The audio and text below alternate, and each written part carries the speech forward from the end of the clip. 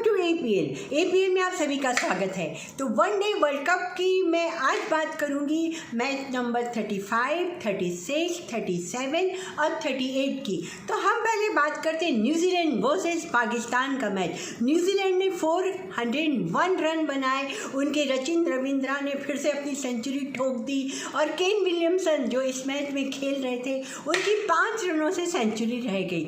मगर देखिए, आयरनी देखिए, जो कायनात है ना, वो न्यूजीलैंड को बार बार हराने पे तुली रहती है। यहाँ पर भी ऐसा ही हुआ, पाकिस्तान के साथ मैच खेलते हुए 21 रनों से न्यूजीलैंड हार गई। वो हार कैसे गई? क्योंकि बारिश आ गई, पहले ओवर कटल हो गए, फिर रन कटल हो गए, फिर से बारिश आ गई। और जो सबसे वाहियात रूल है ना, डकवर्थ लुईस, पता नहीं इस कमबख्त ने ये रूल बनाया था, उसके अनुसार जो है 21 रनों से पाकिस्तान जीत गई। मगर मेरे लिए तो जीती न्यूजीलैंड ही है। न्यूजीलैंड इतनी अच्छी टीम है, क्या फाइट करती है, मगर किस्मत उनके साथ हमेशा पता नहीं ऐसा धोखा क्यों करती है।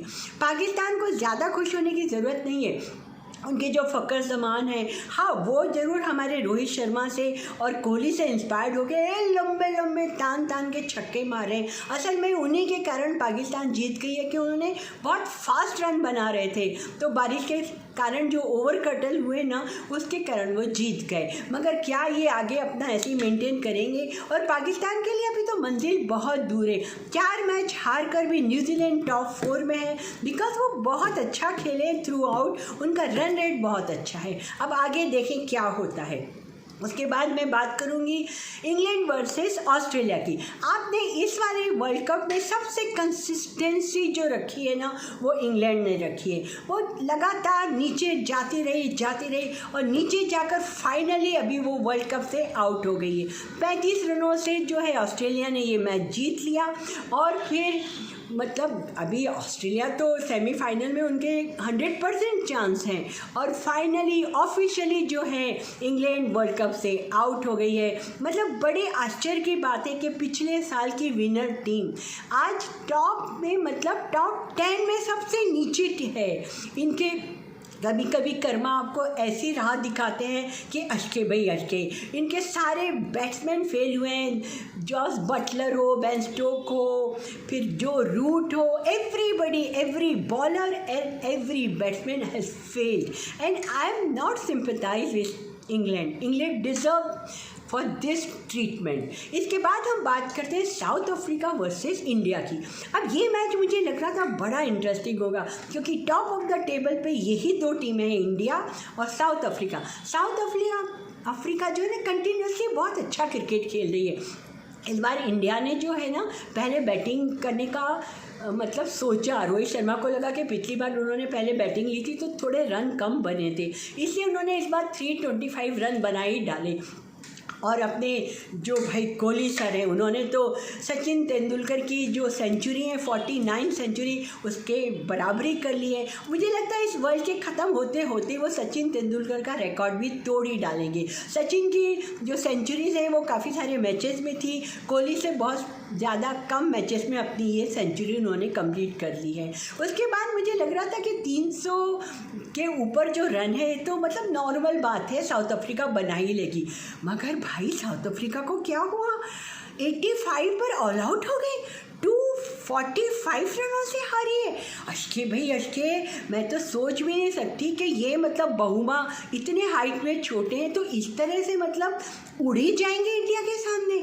उनके कहाँ गए वो मिलर, माकरम और डिकॉक, वेंडर डसीन, हर कोई मतलब ठाक ठाक ठाक करके आउट होए चले जा रहे थे। मुझे ऐसा लग रहा था कि साउथ अफ्रीका इतनी ख़राब कैसे हो गई, इससे अच्छी तो भाई नीदरलैंड ही खेले थी। हाँ, पर मुझे याद आया, नीदरलैंड ने भी तो साउथ अफ्रीका को हराया था। मेरी एक नीस है जो इंडिया से शादी होके साउथ अफ्रीका गई हैं, उन्होंने मुझसे पूछा कि बुआ आपको क्या लगता है, उनका नाम सीमा है, आपको क्या लगता है कि मैच जो हम हो रहा है अभी उसमें कब जो है मायके में रहेगा, मतलब इंडिया में रहेगा, या फिर ससुराल आएगा, साउथ अफ्रीका आएगा? तो मैंने कहा बच्चे आई लव यू, पर मैं आपका दिल तोड़ना तो नहीं चाहती, पर अब जो कप है वो मायके में ही रहने वाला है। तो फिर उन्होंने कहा कि नहीं बुआ, हमारे बच्चों का दिल टूट जाएगा। तो मैंने कहा कि भाई वहाँ पर तो तुम्हारे 2 बच्चों का ही दिल टूटेगा ना, अगर कप तुम्हारे ससुराल में चला गया, यहाँ तो 125 50 करोड़ लोगों का दिल टूट जाएगा। और मेरी बात एकदम सही साबित हुई। अब भाई सीमा मैं क्या करूं, आपका ससुराल तो ऐसी नाक कटाने पे तुल गया है कि कब हमें ही रख लेना चाहिए। और आपके जो मायके में वाले हैं जो भी साउथ अफ्रीका, उनको बोलिए थोड़ा समझें, सोचें और फिर सोच समझ के खेलें। ये चौक होना तो दूर, ये तो चौक होने की स्थिति से पहले ही हार रहे हैं। इसके बाद हम बात करते हैं भाई आज जो हुआ लंका वर्सेस बांग्लादेश का। हालांकि ये दोनों टीमें बॉटम पे हैं, इनमें से कोई भी जीते कोई भी हारे कुछ फ़र्क नहीं पड़ने वाला था। पर इसमें एक ऐसा इंसिडेंट हुआ, बहुत ही मतलब मैं कहूँगी कि ब्लैक जो एक होता है ना डिसीजन, वो हुआ है इसमें। जो एंजेला मैथ्यूज़ बेचारे अपनी बैटिंग करने आए, उनका ना हेलमेट में कुछ प्रॉब्लम हो गई, तो अपना हेलमेट के लिए वो वेट कर रहे थे।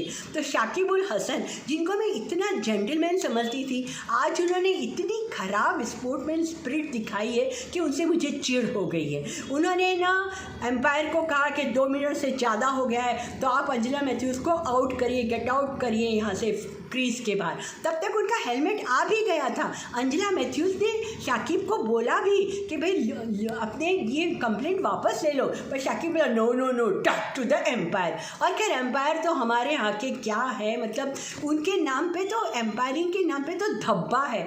मतलब एक एक चुन चुन के गंदे एम्पायर हैं जो गंदा डिसीजन देते हैं। मुझे पहली बार पता चला कि ये इस तरह का रूल है कि 2 मिनट से ज़्यादा हो जाए तो आपको बाहर कर दिया जाता है। भाई ठीक है, लेकिन अब बांग्लादेश हालांकि जीत तो गई, मगर बहुत खुशी इस बात की हुई कि जो शाकिब उल हसन का विकेट है ना, वो एंजेला मैथ्यूज़ ने ही लिया।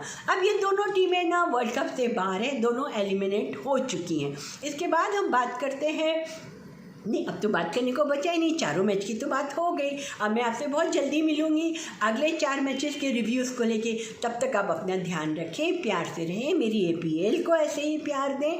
और फिर मैं आपको बताऊंगी कि आने वाले इंटरेस्टिंग से दिनों में मैचेस में क्या क्या होता है।